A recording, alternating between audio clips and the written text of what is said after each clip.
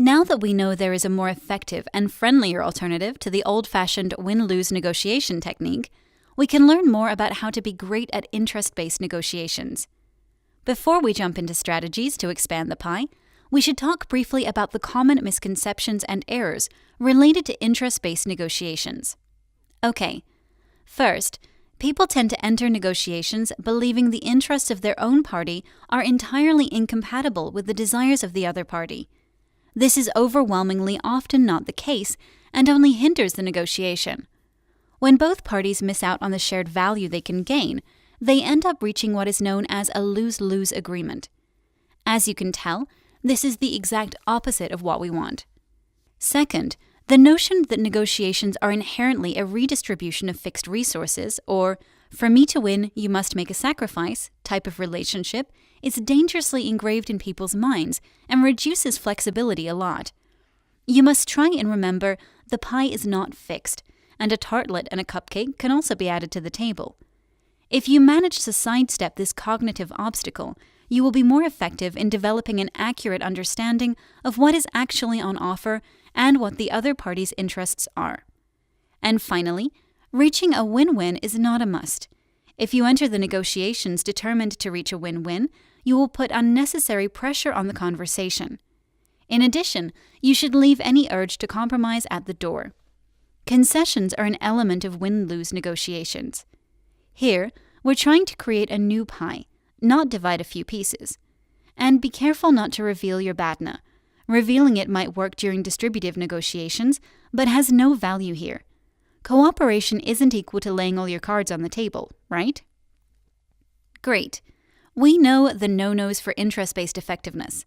Now let's talk about strategies for expanding the pie and adding those extra desserts.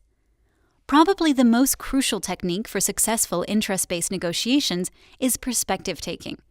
This is the most straightforward way to understand your partner's interests and where they're coming from.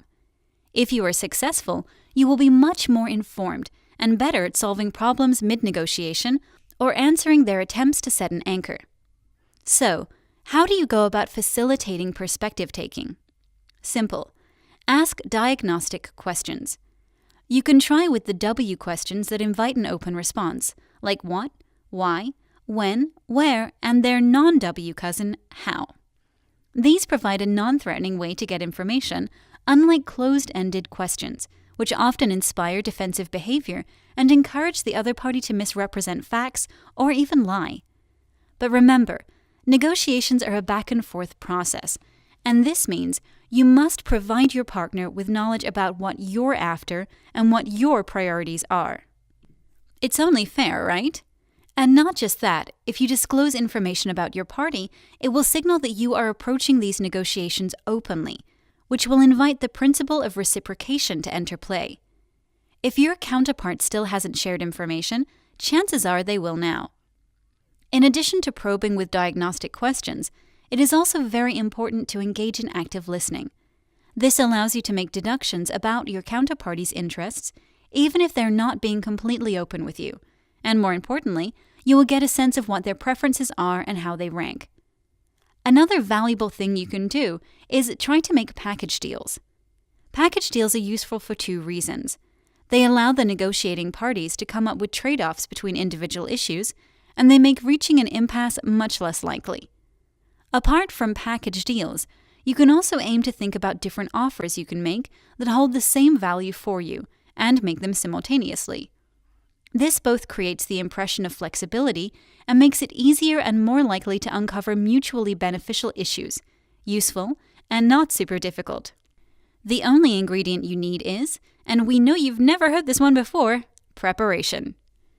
A major difference between interest-based and distributive negotiating is that in interest-based situations, the fact that both sides don't want the same things can be exploited. In fact, it is encouraged. This drives finding issues to trade to find mutual value.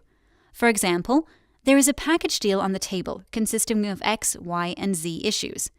You are interested in Z, whereas your party wants to get X and Y.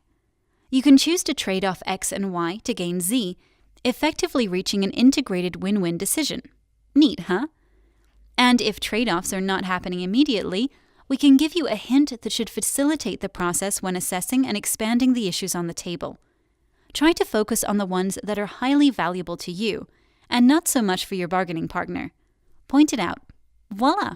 A possible trade-off should emerge.